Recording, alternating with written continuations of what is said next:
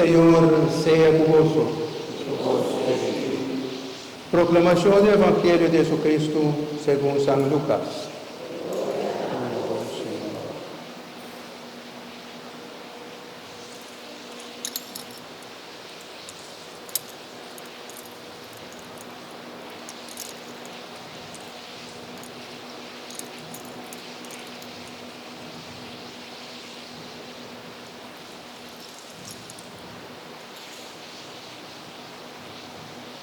Tempo que Elizabeth estava dentro de 6 lunas, Deus manda ángel Gabriel para uma cidade na Galileia, que chama Nazareth, para visitar uma mulher virgem, que estava casada com um homem que chama José, descendente de rei David, e o nome de uma mulher virgem estava Maria.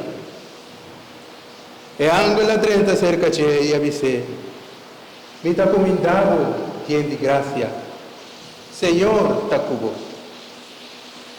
Maria vira tur arriba bom, ora ela atende a palavra aqui.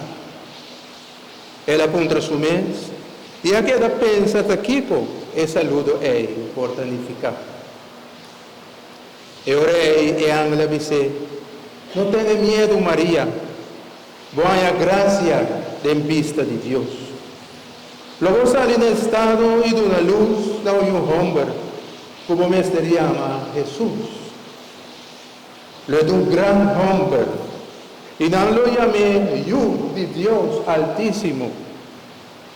Senhor Deus lo deu o trono de seu antepassado David. Lo reina eternamente, libre descendiente de Jacob, e seu reinado lo não tem fim.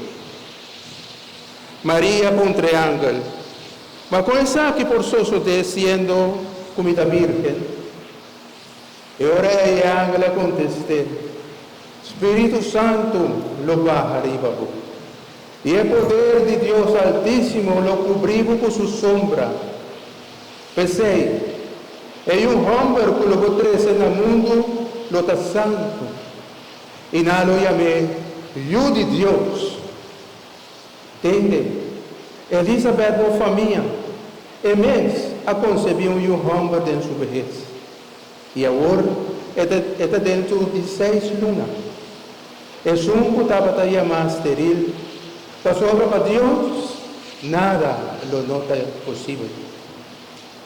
E ora Maria a contestar: a te servidora do Senhor.